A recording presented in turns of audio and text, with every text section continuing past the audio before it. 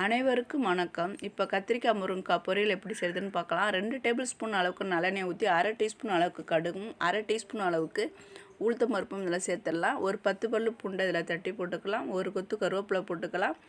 ஒரு 25 வெங்காயத்தை சின்ன சின்னதாக கட் பண்ணி போட்டுக்கலாம். 2 சின்ன தக்காளியை நான் இதில் சேர்த்துக்கிறேன் கட் பண்ணி.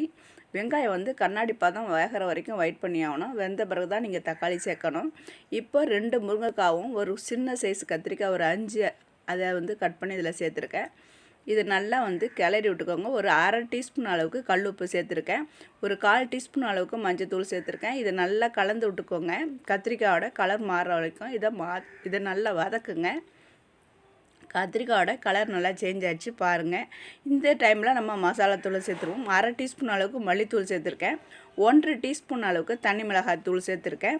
இது சைடிஷாக நம்ம சாப்பிட்றதுனால கொஞ்சம் காரமாக இருந்தால் கொஞ்சம் நல்லாயிருக்கும். சாம்பார் சாதம், தயிர் சாதம், ரசம் சாதத்துக்குன்னு இது எல்லாத்துக்கும் நல்லாவே போகும். இப்போ 1 டம்ளர் அளவுக்கு தண்ணி ஊற்றி இதை நல்லா கிளறி விட்டு ஹையில் 1 நிமிஷம் வைங்க.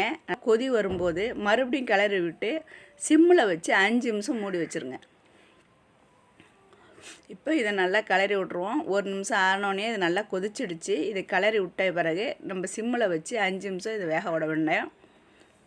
இது பாருங்கள், இந்த அளவுக்கு நல்லா வெந்திருக்கு. மறுபடியும் இது பாதி அளவுக்கு தான் வெந்திருக்கு. உங்களுக்கு பார்க்கும்போதே தெரியும். இது அப்படியே மேலாக்க அப்படி எடுத்து பிரட்டி போட்ட மாதிரி வச்சிங்கனாக்கா கீழே உள்ள காய் மேலேயும் மேலே உள்ள காய் கீழேயும் போயிடும். இப்போ மறுபடியும் மூடி வச்சு மறுபடியும் ஒரு 5 நிமிஷம் இதை வேக வச்சிடலாம். இப்போ 5 நிமிஷம் ஆனோன்னா நல்லா திறந்து பார்க்கும்போதே தெரியும் காய்கறிகள்லாம் எந்த அளவுக்கு வெந்திருக்குன்னு. நல்லா தண்ணியும் வற்றி நல்லா திரண்டு வந்திருக்கு. இந்த டைமில் நம்ம 2 டேபிள் ஸ்பூன் அளவுக்கு சோம்பு தேங்காய் 2 டேபிள் ஸ்பூன்னா 1/4 ஸ்பூன் அளவுக்கு சோம்பை வச்சு இதை அரைச்சி எடுத்த விழுது.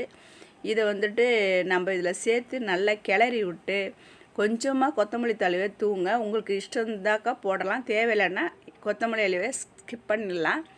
இதை இப்படியே மூடி வச்சு ஒரு 2 நிமிஷம் மூடி வச்சா மட்டும் போதும். இப்போ அது 2 நிமிஷம் மூடி வச்ச பிறகு அதை சர்வ் பண்ண வேண்டியது தான். ரொம்ப டேஸ்ட்டாக இருக்கும். சைடிஷ்க்கும் ரொம்ப நல்லாயிருக்கும். சாதத்தில் போட்டு பிசைஞ்சு சாப்பிடுவோம், அவ்வளோ அருமையாக இருக்கும். நீங்கள் அடுத்த தடவை இதே தான் செய்வீங்க.